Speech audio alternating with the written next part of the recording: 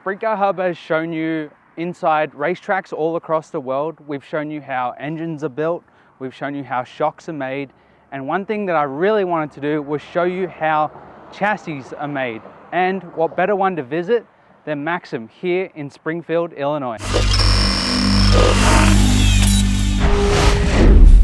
I'm Dan Musselman, and I'm the owner of Maxim Racing, Inc. We have 13 employees, 10 of them are welders. We try to do 7 or 8 cars a week, which comes out to right around 400 cars a year. The best year Maxim had was 560 cars. I think it was 06. The base design has been the same pretty much through Maxim, the time Maxim's been here, from the first K car that was built for Carl.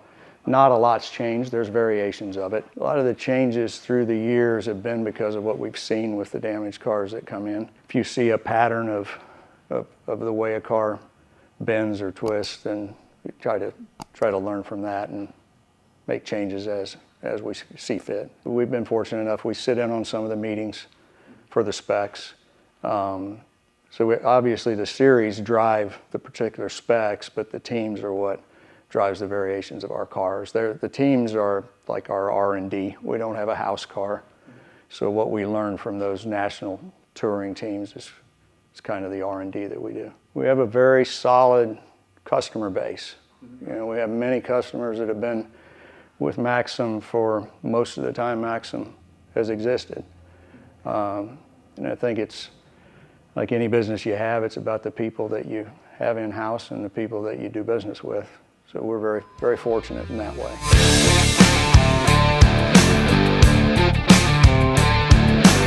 All of our material comes in and we store it in these racks. We're fortunate we have a pretty good relationship with our vendors, so we turn it like every 10 days. Comes in, we cut them to lengths, we bend the tube, we cope so that for the joints, and then they go into the specific racks being prepared to start building sides. And once the sides are built, then our primary car builders stand those up and put the puzzle together. I think we have about 15 different diameters and wall thickness. Probably 6 or 8 are the everyday use, and others are here just for the more unique parts that we have to make. From an employee basis, when we hire a new welder, they come into Maxim and they start out just welding spuds, like the radius rod spuds and shock spuds. When they get good at it, then we send their weld out to be certified. When they come in, they'll work over here like Brendan down there in the corner. They'll learn to make bumpers and Nerf bars, because in that case, that guy cuts his own material, bends his own, copes it and welds it. So once they're proficient at that, they can go about any other job we've got and transition into it, because they can use every machine in the building. And then we have a hydraulic bender, a CNC bender. So then if the part gets bent, we'll bend it before we cope it typically. These are pieces that are going to be bottom rail. They've cut, waiting to be bent. And then in this rack, these are the bottom rails that have been bent and coped, and they're ready for Joe over here to build the sides. Sides are built first because then and I think most everybody does it that way, we build the sides flat, we'll control the wheelbase, where the motor's at, the motor tip, all of those things are done on a flat table. Then when they get to this state, then when we go to the build table, they'll stand both sides up, and then they'll tie everything together with the pieces that go between side to side. So it's for consistency and repeatability.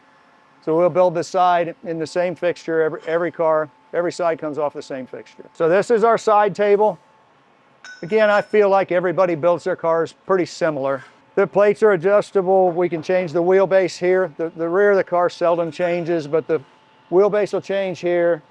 Where the motor locates is by the aluminum blocks in the center, and if we change the tip of the motor, we change it there, and it changes at the center of the crankshaft so that your setback's the same, but it's just the angle of the motor tip.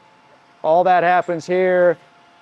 If they get custom radius rod mounts or anything custom, it all pretty much happens here at the side table.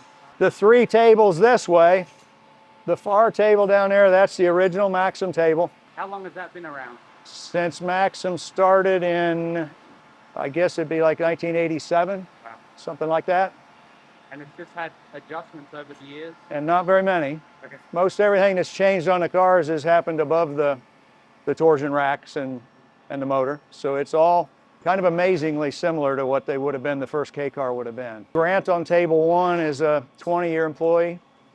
Michael, I think, is pushing, he's an 8 or 9-year employee. Whatever table we build your first car on is what we tend to build all of your cars on. Most people think you got to have a car off of table 1, or a lot of people do.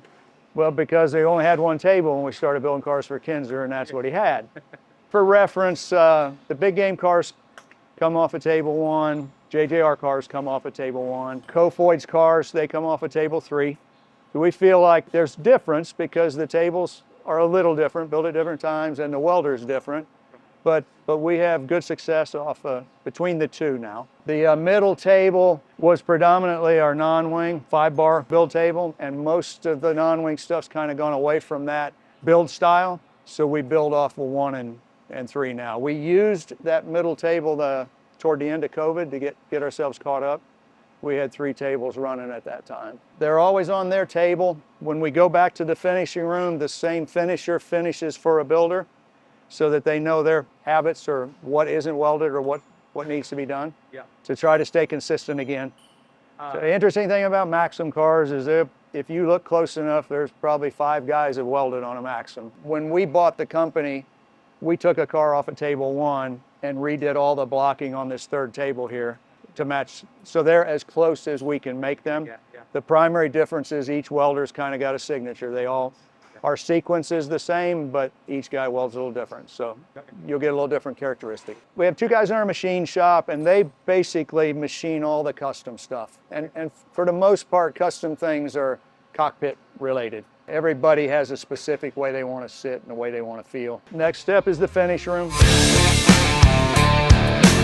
Finish room is just what it implies. They finish welding what they can't weld in a build table. And then with all of the fixtures, we put all the tabs and wing spuds, all that kind of stuff goes on. And anything, again, custom in the cockpit that a customer requests, most of that happens back here at the finish end. Jenna here finishes always for Michael, the build table 3. And Alex on the next station, he finishes always for Grant, who's our welder on table 1. Early on in Maxim time, we laugh about it now, you had to label the serial number of the car to the body. But you don't have to now, everything interchanges. They'll weld in the finish A-frame bars that are particular to each driver, or inventory cars for like Kadings or Kistler or UPW, they'll have a baseline A-frame that they stock their cars as. This particular car, that's a fire bottle mount on the bottom, we'll weld it on back here. Fuel tank mounts get done in the finish area. When they get that all done, then each welder kind of inspects their car for the welds and the pieces.